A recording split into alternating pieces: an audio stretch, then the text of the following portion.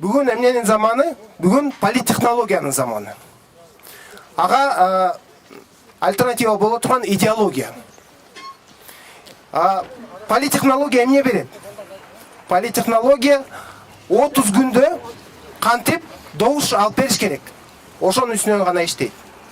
Азыр кандидаттардын баары, партиялардын баары политтехнологдорду иштеп жүрөт. Анткени политтехнологдор аларга үйрөт берет экен. Кантип элдин добушун алыш керек. Идеологду эч ким тап истеген жок. Бир да партия, бир да кандидат истеген жок. Анткени, бирок бизге элге идеология керек. Анткени идеология ал добуштарды эмес. Мамлекеттин, коомдун өнүгүшүн камсыздап берет. Ошонун негизинде өнүгүү болот. Идеологиянын түбүндө эмне жатат?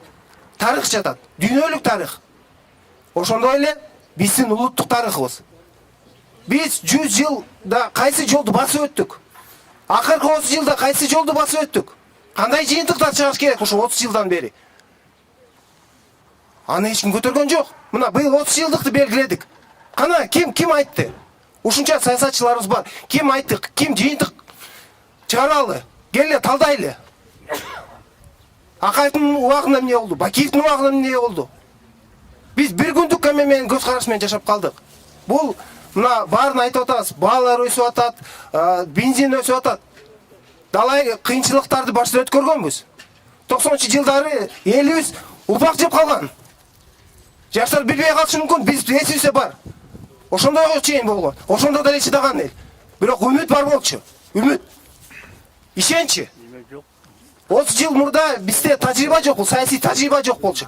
Бирок бизде таптаза тунук түшүнүктөр бар болчу. Мамлекет, өкмөт, депутат деген сыйлуу аталыштар болчу. Бүгүн тажрыйба көп, таза мындай уялбай, эки ойлуу болбой турган, атала турган сөздөрүбүз калбай калды. Кызмат десе эмнени элестетебиз? Жаман ой кетет. Бул да бир урдап жүргөн бирөө деп. Туурабы? Өкмөт десе, баягы эчтеген чечпей качып кеткендерби, улам жыл сайын алмашкан. Депутат десе, баягы 30 күндө эптеп элди алдап туруп, анан 5 жыл бою салымга келбегендерби? Ошондой болуп калбады. Туугандар, бул маселе баарыбызга тиешелүү. Мен ошон үчүн программа иштеп чыктым. Мына жеке Атамекен программасы бар. Мен өзүм кандидат катарында иштеп чыктым. Жаңы талап деген. Кандидаттан баштап депутаттык мандатты тапшырганга чейин кандай талаптарга жооп бериш керек? Ар бир саясатчы. Бул талапты өзүбүздөн башташыбыз керек. Мен парламенттин аппаратында иштеп 3 сазык менен иштеп калдым. Улам жаңы келген сазык мурдаксан начар болуп келип атат. Бул эгерде биз ушул жанагы биздин саясатчылардын эмесин өзгөртпөсөк, күчтүүлөрдү алып келбесек, анда кабинет министров дейсиңби, өкмөт дейсиңби, эчтеке пайда жок. Милдет, намыс, Атамекен.